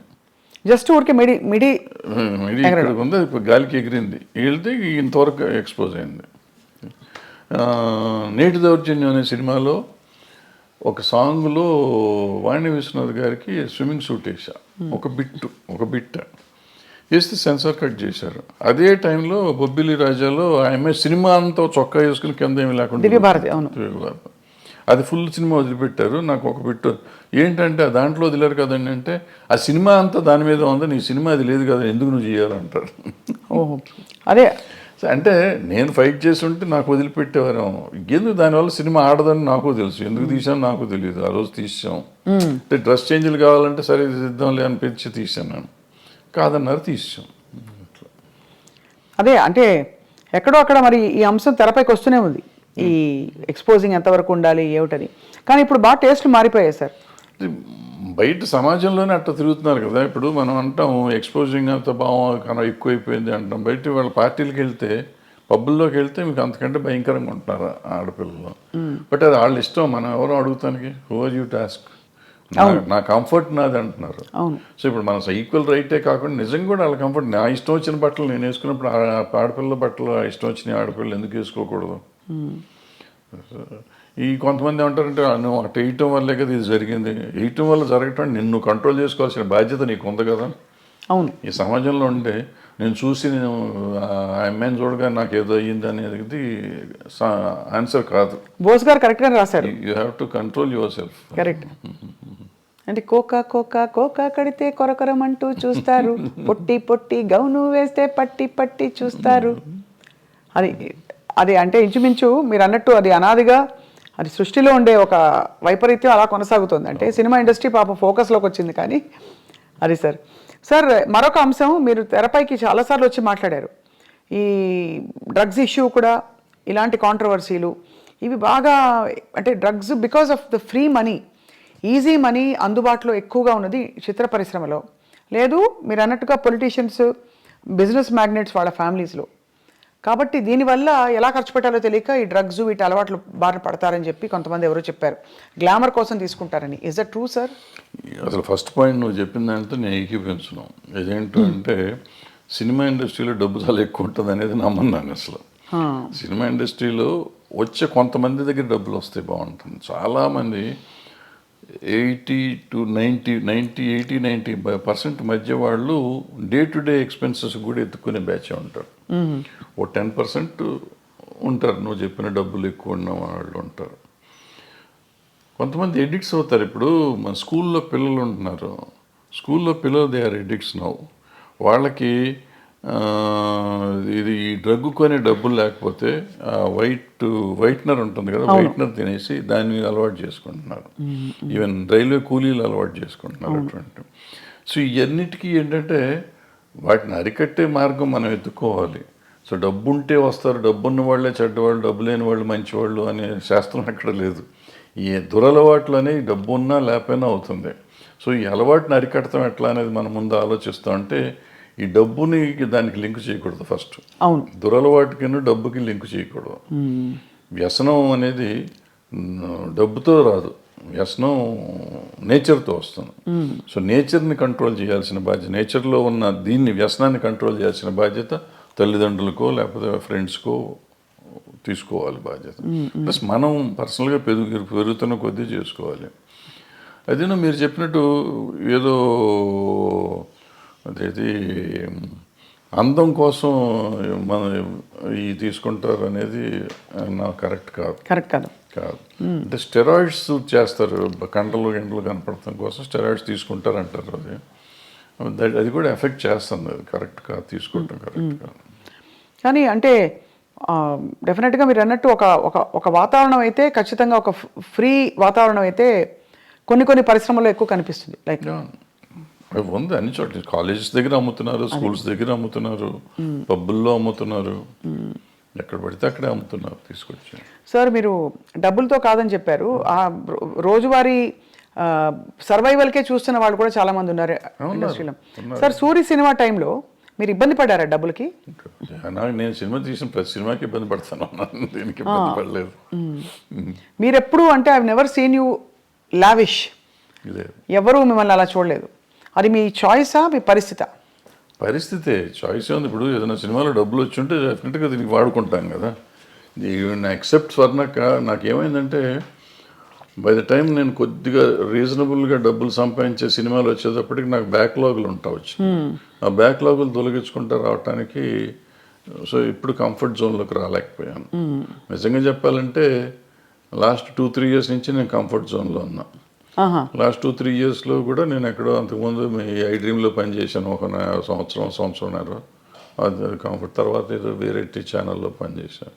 అదే నా కంఫర్ట్ జోన్ నాకు నిజంగా చెప్పాలంటే. ఇంతకాలం ఈ 76 ఏళ్ళ జీవితంలో లాస్ట్ 2-3 ఇయర్స్ కంఫర్ట్ జోన్. అంటే బ్యాంకులో బ్యాలెన్స్ నాకు ఖర్చులు పోను, 10-5 మిగిలే డబ్బులు బ్యాంకులో ఉండటం అనేది ఇదే చూడటం నేను. అది చాలా ఆశ్చర్యకరం సార్. మీకంటే అంత క్యాలిబర్ ఉండి అన్ని హిట్లు తీసి మరి అది ఏమంటారు, విధి అంటారా లేక పరిస్థితులు కలిసి రాకపోవడమా? పరిస్థితులు అంటే ఏంటంటే వీళ్ళందరూ చాలామంది ఆ రోజుల్లో, ఇప్పుడు అందరూ తీస్తున్నారు కానీ ఆ రోజుల్లో నేను ఒకే సంవత్సరం 5-6 సినిమాలు రిలీజ్ చేశాను. నేను డైరెక్షన్ చేసినవి కానీ రిలీజ్ చేసినవి కానీ. సో రొటేషన్లోకి వెళ్ళిపోతూ ఉండేది. ఒకవేళ వచ్చినా కానీ ఓ హిట్ ఓ ఫ్లాప్ ఉండేటప్పటికీ మనం అన్ని కంటిన్యూస్ సక్సెస్ హిట్లు తీయాలి. తీసుంటే డబ్బు కనపడేదేమో, ఎప్పటికప్పుడు ఒకటి తగలగానే ఇమీడియట్గా రెండోది పోగొట్టేది. డబ్బులు వచ్చినాయి అనుకుంటే రెండోదట్లో పోయి. సో ఎక్కడ అంత కంఫర్టబుల్గా ఉంది. ఇప్పుడు సార్ పుష్ప లాంటి సినిమాలకి మేము వినడం ఎవరో చెప్పాం, ముత్యాల సుబ్బయ్య గారు చెప్పారనుకుంటాం మొన్న, 300 కోట్లు ఇలా ఉన్నాయి డైరెక్టర్ రెమ్యూనరేషన్స్ అని. అప్పట్లో అసలు చాలా తక్కువ కదా సార్. అంటే ముత్యాల సుబ్బయ్య గారు రోజుల్లో ఆయన తీసుకున్నది, ఆయన చాలా ఎక్కువ తీసుకున్నారని మేము అనుకునేవాళ్ళం. మాకు తక్కువ ఇచ్చేవారు. అప్పుడు ఆయన పెద్ద డైరెక్టర్, మేము చిన్న డైరెక్టర్లం కదా ఆ రోజుల్లో. ఇది ఏం లేదు, ఆ రోజులకి డబ్బులకి ఆ రోజు ఇది, ఈ రోజు డబ్బులకి ఈ రోజు ఇది. ఈరోజు పుష్ప డైరెక్టర్కి వచ్చిందంటే పుష్ప 50% పార్ట్నర్ ఆయన సినిమాలో. టైటిల్స్లోనే ఉంది కదా, సుకుమార్ రైటింగ్స్ అని ఉంది కదా. ప్రొడ్యూసర్, అది more than director is also a producer. So ఆయన కథ అయిందే, డైలాగులు అయినయే, స్క్రీన్ ప్లే అయింది, డైరెక్షన్ అయింది, ప్రొడ్యూసర్ అయిన. కాబట్టి ఎక్కువ డబ్బులు వచ్చినాయి. ప్రొడ్యూసర్గా వచ్చినాయా రైటర్గా వచ్చినాయా అనేది మనం చెప్తే 100 వచ్చిందా 200 వచ్చిందా అని వేరే సంగతి. But whatever he got, it is because of so many aspects. Now sir, మీ ప్రకారం ఇక్కడ మనం బాహుబలి లాంటి సినిమాల్లో రాజమౌళి గారిని చూసాం, పుష్ప రంగస్థలం లాంటి సినిమాల్లో సుకుమార్ గారిని చూసాం, RRR ఆస్కర్ విన్నింగ్ దీనిలో మన రాజమౌళి గారిని చూసాం. ఈ డైరెక్టర్స్ అందరిలో sir, who do you think is carrying that ఆరా? అంటే వాళ్ళు రకాల్లో వాళ్ళు ఇది ఉన్నారన్న. ఇప్పుడు రాజమౌళి గారిని చూస్తున్నాం. రాజమౌళి గారు ఆయన ప్రతి సినిమాకి ఒక డిఫరెంట్గా జోనర్ ట్రై చేస్తూ ఉన్నాడు. ఎక్సెప్ట్ బాహుబలి 1 and 2 తప్ప మిగిలిందల్లా మీకు ఏ సినిమాకి ఆ సినిమాకి ఒక డిఫరెంట్. రెగ్యులర్ కమర్షియల్ అయినా కానీ మొదటి సినిమాల్లో ఏం చేసామంటే ఆయుధాలు మార్చేవాడు.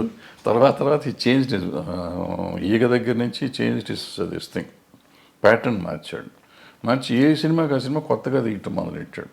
కొత్త కథలాగా డిఫరెంట్. కొత్త కథ కూడా కొత్తగా ఉండకపోయినా కానీ ఒక కొత్త బ్యాక్డ్రాప్ కొత్తగా ఉండటం అంతా డిఫరెంట్గా ఉంది. ఈగ తర్వాత ఇది మర్యాదరామన్న ఒక డిఫరెంట్ ఇది. ఆ తర్వాత వచ్చేటప్పటికి బాహుబలి, మగధీర, ఎక్కడికక్కడ మీకు సెపరేట్గా డిఫరెంట్గా వస్తున్నాడు ఆయన. సో రావటంతో మీకు ఆయన ఒకటి ఇదైంది. ప్లస్ ఆయనతో పాటు ఆయన కొత్తగా కనిపెట్టింది ఏంటంటే director should be A marketing man. ఇంతకుముందు మా డైరెక్షన్ వాళ్ళకి మాకు మార్కెటింగ్తో సంబంధం ఉండేది కదా. ప్రొడ్యూసర్స్ వస్తాడనే పద్ధతిలో ఉండేవాడు. రాఘవేంద్రరావు దగ్గర నుంచి మేమంతా అయిపోయేవాడు. బట్ ఈయన వచ్చేటప్పటికి how to market a film అనేది ఆయన నేర్పించాడు వాళ్ళ ఇండస్ట్రీకి. దట్ మార్కెటింగ్ స్కిల్స్ ఎంత అద్భుతంగా వెళ్ళిపోయినాయంటే వాళ్ళు భారతదేశం అంత ఇదే అయిపోయే స్టేజ్కి బాహుబలి 2 చేసింది. అందరూ బాహుబలి 2 దంగలు కొట్టేసింది అంటారు కానీ దంగలకి ఎంగలే సంబంధమే లేదు. బాహుబలిని ఇంతవరకు చేస్తే ఇప్పుడు ఈ సినిమా చేసి ఉండాలి. దంగల్లో వచ్చింది ఏంటంటే చైనాలో ఒక దాంట్లో వచ్చింది డబ్బులు. చైనా డబ్బుని మనం లెక్కేసుకుని 2,000 కోట్లు 2,000 కోట్లని కంగారు పడుతున్నాం తప్ప మనకి ఇక్కడ వచ్చిన 600 కోట్లు 700 కోట్లు. అదే అయితే ఒక లాంగ్వేజ్ అంత రావటం చాలా గొప్ప. అది 60 కోట్లకి చేసి అంత రావటం అనేది గొప్ప విషయం. దాన్ని డిస్ప్యూట్ చేయడానికి లేదు. అద్భుతమైన సినిమా అది. సో మన ఇండియన్ సినిమాలో ఇండియన్ డబ్బు చూసుకున్న సినిమాలు ఇవే. ఆ చైనాలో 2,000 కోట్లు వచ్చినా అదంతా మళ్ళీ మనకు షేర్ వచ్చేటప్పటికి చాలా తక్కువ వస్తుంది. అక్కడ 30% 20% ఎంత వస్తుంది. అవును. సో అవి మనం గ్రాసులు చెప్పుకొని ఊరికే కంగారు పడుతూ ఉంటాం. ఇప్పుడు బాహుబలి తర్వాత ఇది వచ్చింది. అలా అంటే మీరు అన్నది రాజమౌళి గారిది చాలా ఒక డిఫరెంట్ టెక్నిక్. ఈయన వచ్చేటప్పటికి ఈయనన్నీ లెక్కలని చేసిన సినిమాలు వదిలిపెట్టి ఈయన డిఫరెంట్గా చేసిన సినిమాలు ఈయన సిట్ అయినాయి చూడండి మీరు. అంతకుముందు మీరు ఆర్య చేశాడు. ఆర్య డిఫరెంట్గా ఉంటుంది. తర్వాత ఏదో చేశారు కొన్ని అటువంటి ఏదో లెక్కలు నాకు అర్థమే కదా. 1 ఒకటి ఎన్టీఆర్తో ఒక సినిమా ఏదో చేశాడు. కప్పులు తిప్పుతూ ఉంటాడు, ఏదో తిరుగుతూ ఉంటుంది. ఏది మన నాకు అర్థం కాదు. మళ్ళీ మొన్న వచ్చేటప్పటికి రంగస్థలం అద్భుతంగా తీశాడు. అద్భుతం వెనక్కి తీశాడు. అసలు ఎవరు మన తెలుగులో మనం ఊహించలేని గొప్ప సినిమా అది ఒక రకంగా చెప్పాలంటే. ఆ టైప్ ఆలోచన కమర్షియల్ అయినా కానీ ఎప్పుడైతే అంగవైకల్యం తీసుకురాగలిగాడో ఆ అంగవైకల్యం మీద సినిమా వచ్చేటప్పటికి అద్భుతంగా ఉంది. అది చాలా ఒక లైవ్లీగా ఉంది సినిమా. విలేజీ ప్యాటర్న్ అది అద్భుతంగా ఉంది ఆ సినిమా. ఈ పుష్పకు వచ్చేటప్పటికి Pushpa was a routine film నాకు తెలిసినప్పుడు. పుష్ప 1, పుష్ప 2 ఈ స్మగ్లింగ్ మీద ఏదో రెప్లికా తీస్తారు ఏముంటుంది అని నేను చూడలే యాక్చువల్గా. నేను మొన్న చూసాను. ఎప్పుడైతే మీకు సెకండ్ హాఫ్లో ఆ ఫ్యామిలీ ఎలిమెంట్ వచ్చిందో, వైఫ్ అండ్ హస్బెండ్ వాళ్ళ రిలేషన్షిప్ మీద ఎప్పుడైతే సినిమా తీసాడో మీకు అందుకైతే అన్స్టాపబుల్ అయిపోయింది సినిమా ఇది. ఇవాళ రెవెన్యూ కనపడుతుందంటే ఫ్యామిలీ ఊరికి మా గంధపు చెక్కలు దొర కాదు. ఆబ్వియస్లీ అతని పెర్ఫార్మెన్స్, అల్లు అర్జున్ పెర్ఫార్మెన్స్, అల్లు అర్జున్తో పాటుగా రష్మిక అక్కడికి వచ్చేటప్పటికి ప్లస్ ఈ రిలేషన్షిప్ డైరెక్టర్ ప్రజెంట్ చేసిన విధానం అద్భుతం. సెకండ్ హాఫ్ ఏడిపించాడు. ఆ సినిమాలో ఏడిపించడం అయింది. అందుకని సినిమా ఆడింది, ఇప్పటికీ ఆడుతుంది, ఇంకా ఆడుతుంది. అంటే నేషనల్ అవార్డు వచ్చిందంటే సినిమా ఇట్స్ గ్రేట్ సినిమా కాదు. ఇప్పుడు అదే మనం ఎప్పుడు నేషనల్ అవార్డు ఆయనకు వచ్చింది, డైరెక్టర్గా హీరోకి వచ్చింది. హీరో పెర్ఫార్మెన్స్ ఈ సినిమా కూడా అద్భుతంగా చేశాడు. మళ్ళీ నేను రెండోసారి ఇచ్చినా ఆశ్చర్యపోక్కర్లేదు. అవును కదా సార్, అంతే కదా. సో ఒకలా చూస్తే యాక్చువల్లీ ఒక కొత్త లీగ్ ఆఫ్ సినిమా వస్తుంది ఇప్పుడు. అంటే పెద్ద స్కేల్ ఒకటి, బట్ యాక్టింగ్ ఓరియంటెడ్ ఇంపర్ఫెక్షన్స్. ఇది మామూలు సినిమా కింద లెక్క తీసుకోవాలి. ఇప్పుడు అలాంటి ఒక 100 సినిమాలు మొగుడు పిల్లలు ఒకళ్ళ కోసం ఒకళ్ళు బాధపడే సినిమాలు 100 ఉన్నాయి. ఒకళ్ళని ఒకళ్ళు ఎన్హాన్స్ చేసుకునే క్యారెక్టర్. నా మొగుడిని అంటావా అని పెళ్ళని తిరగబడింది, నా పెళ్ళాన్ని అంటావా అని మొగుడు తిరగబడ్డ సినిమాలు 100 ఉన్నాయి. వాళ్ళు ఒకళ్ళకొకళ్ళ కోసం ఒకళ్ళు చేసుకుంది. బట్ ఇవాళ దీని బ్యాక్గ్రౌండ్ ఈ గంధపు చెక్కలు ఇవన్నీ తీసుకుని చేస్తే నేను కోతల రేటు చెప్పానే, అలాంటి ఇలాగా ఇతను దొంగకి ఒక స్మగ్లర్కి వైఫ్ అంటే అంత ఎందుకు ఉండాలి? నేను నన్ను ఇన్సల్ట్ చేసినందుకు కాదు, నా భార్య పేరు ఎత్తినందుకు నాకు కోపం వచ్చింది, అందుకని నేను చూస్తానంట, నేను తట్టుకోలేను అంటాడు. ఎవరేం చెప్పినా ఒప్పుకుంటా, ఏమన్నా కానీ నా భార్య చెప్తే వింటానంటాడు. మరి అంత స్మగ్లర్కి ఈ సెంటిమెంట్ ఎందుకు ఉండాలి? నేను అక్కడ చెప్పానే, వైఫ్ని చెల్లి అన్న దరిద్రుడు తండ్రి కోసం జైలుకి వెళ్ళిపోయి చచ్చిపోతానంటాడు. అవును అవును. సో అది నీకు ఎప్పుడు వేరియేషన్ వచ్చేటప్పటికి నీకు తేడా వచ్చేస్తుంది. సో అక్కడ ఇక్కడ కూడా మంచి దొంగలు, మధ్యలో దొంగ రాసుకలు తీశారు మీరు. దొంగ రాసుకలు టైటిల్ ఎట్లా పెట్టారు సార్ అది? వాళ్ళ కథలో ఈయన చెప్పాడు, మన దివాకర్ బాబు గారు. ఆయన కథ కూడా ఆయన. నేను ఆ టైటిల్ ఒక్కటే చూసి మీ సినిమాలన్నింటిలో మీరే పెట్టుకుంటారు. రైటర్ ఆయన, అతను మన తమిళ ఆయన రైటర్. సో భలే ఒక long innings, 50 years in the industry. Everybody అందరూ మిమ్మల్ని అంత గౌరవిస్తారు, ఇప్పటికీ ఇష్టపడతారు. కానీ మీరు కుండ బద్దలు కొట్టి మొహమ్మీ చెప్పేస్తారు అన్నీ. ఎప్పుడు మీకు శత్రువులు తయారు అవ్వలేదా? ఉన్నారు, కొంతమంది అవుతారు, కొంతమంది తిడతానే ఉంటారు, అప్పుడప్పుడు తిడతా ఉంటారు. నన్ను చంపేస్తా ఉన్నట్టు కూడా ఉన్నారు. ఉన్నారా? నడుస్తూ ఉంటారు. అంటే ఏ ఇష్యూలో సార్? ఏదో ఒక ఇష్యూలో వాళ్ళకి నచ్చని ఏదైనా చెప్తే కోపం వస్తుంది కదా. ఎవరు సార్? నేను దాసనారాయణరావు గారు, నేను కృష్ణ గారు భయంకరంగా పోట్లాడుకున్నాం. అవునా? ఎలా పోట్లాడుకున్నారు? ముఖాలు కూడా చూసుకునే లెవెల్లో పోట్లాడుకున్నాం. తర్వాత మేము ఇద్దరం అసలు నేను కృష్ణ గారు కానీ నేను దాసనారాయణరావు గారు అంత క్లోజ్గా మళ్ళీ ఎవరు లేరు. ఇప్పుడు ఏ విషయాల్లో వచ్చేవి గొడవలు? అంటే మాకేదో దీంట్లోనే మనం వేరే సొంత పర్సనల్ ఇష్యూస్ మాకేమైనా లేవు కదా. Creative differences. క్రియేటివ్ డిఫరెన్సెస్లోనే చాలా గట్టిగా మొహాలు చూసుకోకుండా అంతవరకు మాట్లాడుకోకుండా.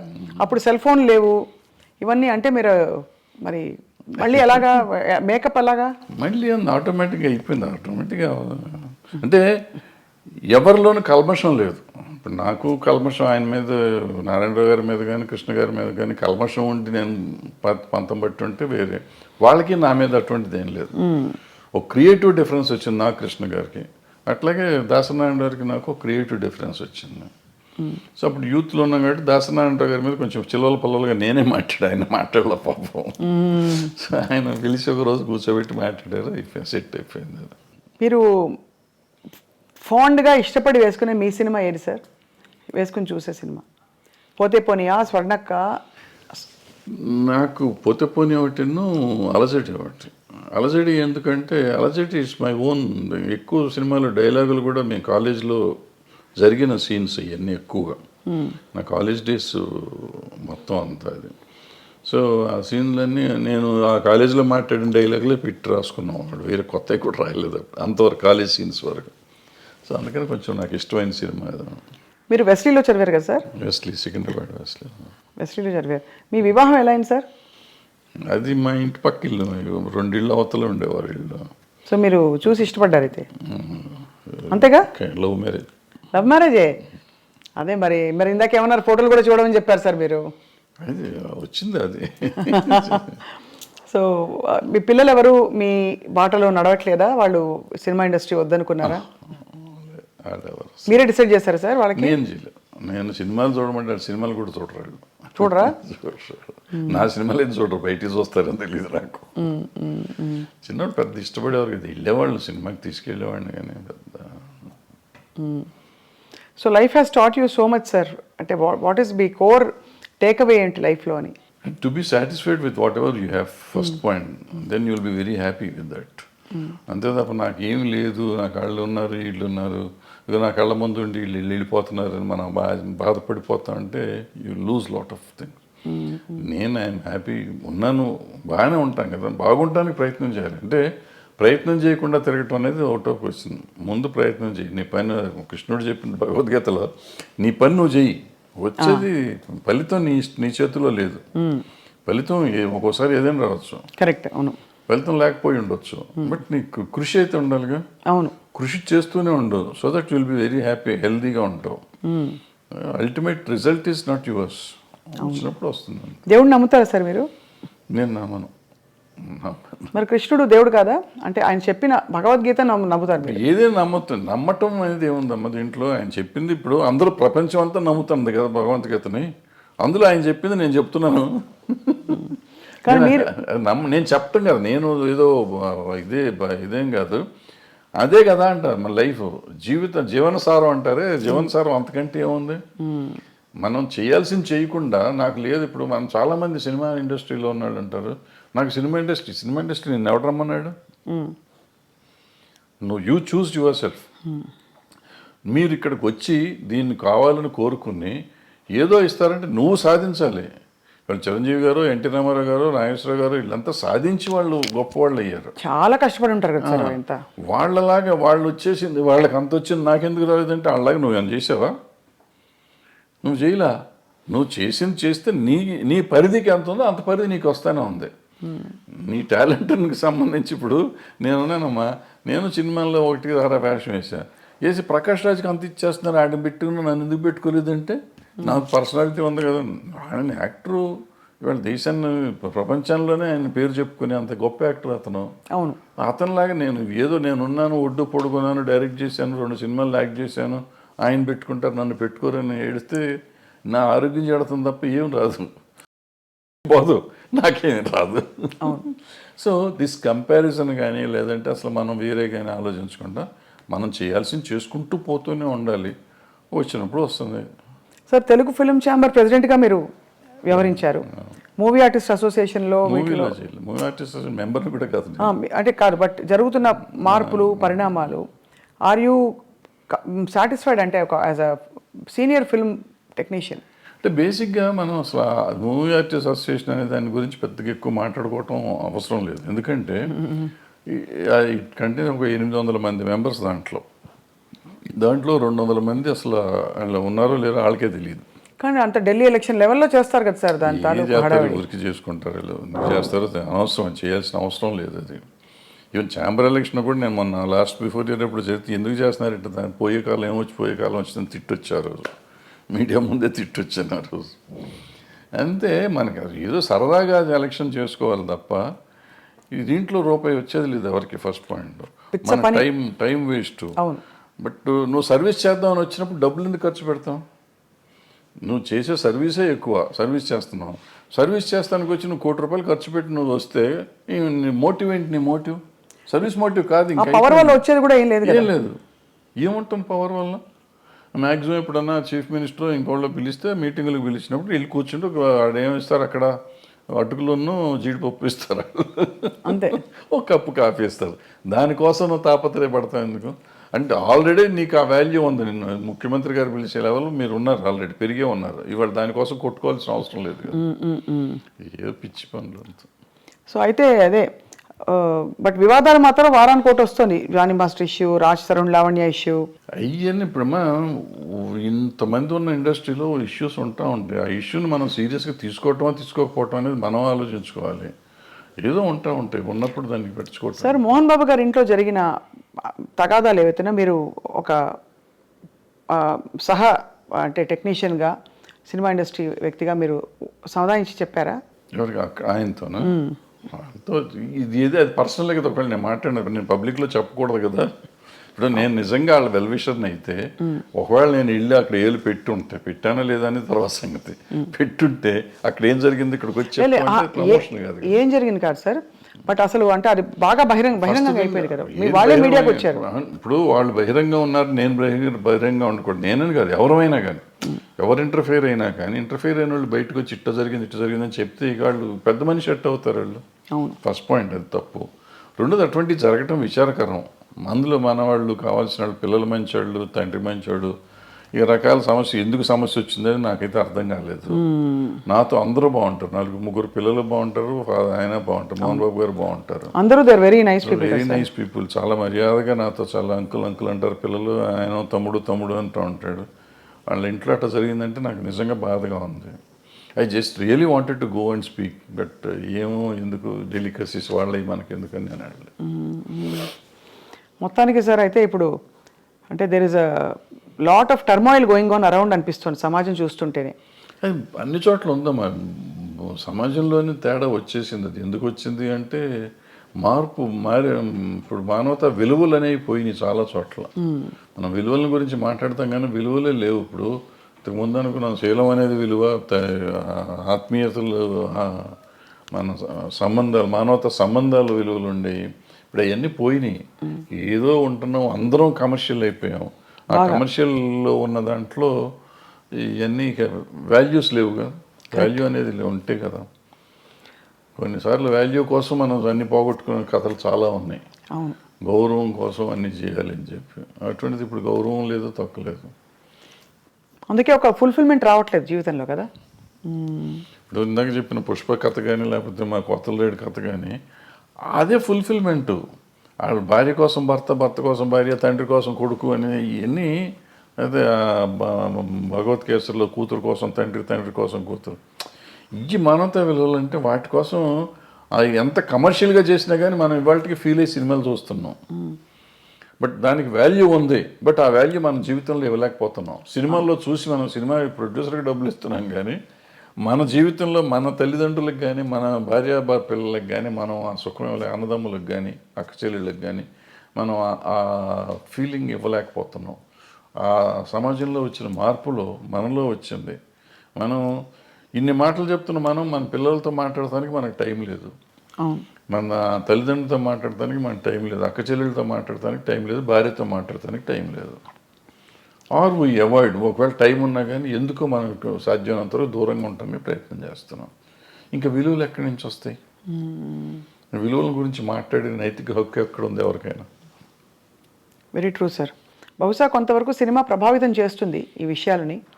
బహుశా అలాంటి కథలు వచ్చేసి క్లిక్ అయిపోతే ఆడియన్స్తో తప్పకుండా, ఎందుకంటే ఇంత పెద్ద పెద్ద సినిమాలు, ఇంత మార్పులు తెచ్చిన సినిమాలు మనుషుల్లో, సమాజంలో ఉన్నాయి.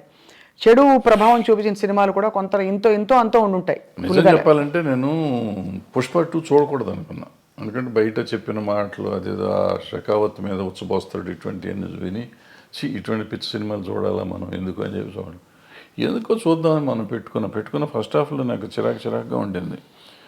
ఫస్ట్ హాఫ్ చూస్తానికి నాకు took me about 5 hours first half చూడటానికి.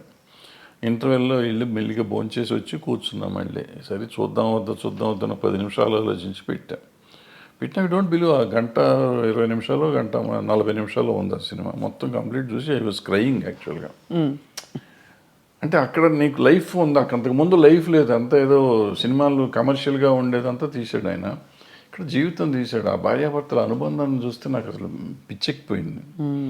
ఆ అమ్మాయి కోసం ఇతను తప్పన కానీ వేరే సీన్లో ఆ అమ్మాయి వాళ్ళని చాట్ చేసిన సీన్ కానీ, తర్వాత ఆడబిడ్డ కోసం ఇతను వెళ్ళి ఫైటింగ్ చేస్తున్నాడు. అంటే వాడు అంత పెద్ద డాన్ లాంటి వాడు వెళ్ళి లైఫ్ను పోగొట్టుకుంటున్నాడు, డబ్బును పోగొట్టుకుంటున్నాడు, ఎన్ని పోయినా పర్లేదు నాకు పిల్లలు కాపాడితే చాలనే ఫీలింగ్ తెచ్చా. అంటే మనలో కూడా ఒక ఆవేశం తీసుకురాగలిగాడు. ఖచ్చితంగా సార్. ఏసే నా కొడుకు అనే ఫీలింగ్ ఉంది ఆ సినిమా చూస్తానంటే. వదిలిపెడతావేంటారు నువ్వు అసలు అనే ఫీలింగ్ ఉండేది. దీనికి తీసుకెళ్ళారంటే మనలో ప్రతి మనిషిలోనూ అంత ఎమోషన్ తీసుకురాగలిగితే బాగుంటుంది. అవును, సినిమా డబ్బులు ఇచ్చి సినిమా చూడటం కాదు, సినిమాతో పాటు మనం నేర్చుకోవాల్సింది అది.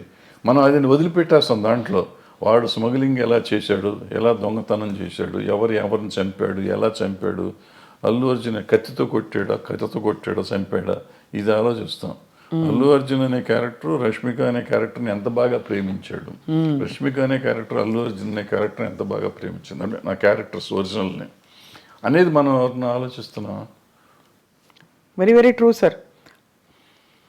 I think human values, relationships నిలబడ్డప్పుడే టోటల్ సక్సెస్ అని చెప్పచ్చు. సినిమాకి కావచ్చు, జీవితాల్లో కావచ్చు. కానీ భరద్వాజ్ గారు మీరు మళ్ళీ వెబ్ సిరీస్ కానీ ఇంకా ఏమన్నా వెంచర్స్ కానీ, క్రియేటివ్ వెంచర్స్ చేసే అవకాశాలు ఉన్నాయా? ఏమన్నా వర్క్ చేస్తారా? నేను చెప్తున్నా కదా, నేను పని చేస్తూనే ఉంటా, ఖాళీగా ఏం లేను. ఏదో ఇటువంటి కథ రాసుకోవటం రైటమో చేస్తూ ఉంటాను. మనకి అవకాశం కూడా రావాలి కదా, అవకాశం వస్తే చేస్తానికి రెడీగానే ఉన్నాం. బట్ నేను ఇందాక చెప్పినట్టు I keep on trying to do something. అవుతుందా అవదా నాకు తెలియదు, అయినప్పుడు అవుతుందా, అవ్వకపోతే కూడా నష్టం లేదు, అయితే లాభం లేదు. But you're always in the news, and everybody watches your videos. మీ వీడియోస్కి చాలా మంచి స్పందన చూశాను నేను. కాబట్టి పొలిటికల్ ఇష్యూస్ కావచ్చు, సినిమా ఇండస్ట్రీలో అవుతున్న అంశాలు కావచ్చు సార్, ఎప్పుడు మీరు ఏదో ఒక కొత్త విషయం చెప్తారు, లేదు పాత విషయం అయినా కొత్తగా చెప్తారని ఆశిస్తూ ఉంటాం, ఎదురు చూస్తూ ఉంటాం మీ దీనికోసం. సో అది సార్, చాలా ఆనెస్ట్ కాన్వర్జేషన్ సార్ ఇవాళ. ఇంత డీటెయిల్గా ఎప్పుడు మాట్లాడి నాకు తెలియదు, కానీ మీ సినిమాలో నేను నటించాననే ఒక చిన్న విషయాన్ని నేను ఇప్పుడు అందరికి పోతే సినిమాలో చాలా ఎంజాయ్ చేశాను sir. Those few days of work. ఆ క్యారెక్టర్ కూడా నా రియల్ క్యారెక్టర్ కాబట్టి, జర్నలిస్ట్ క్యారెక్టరే కాబట్టి నాకు ఐ ఫెల్ట్ ఎట్ హోమ్. అది thanks for the opportunity sir. And తప్పకుండా మీతో టచ్లో ఉంటాం. అప్పుడప్పుడు ఏమన్నా ఉపద్రవాలు వచ్చినా, సునామీలు వచ్చినా వచ్చి మళ్ళీ మిమ్మల్ని పలకరిస్తాం. సునామీ ఎందుకు వచ్చింది భరద్వాజ్ గారు? Thank you sir. నమస్కారం.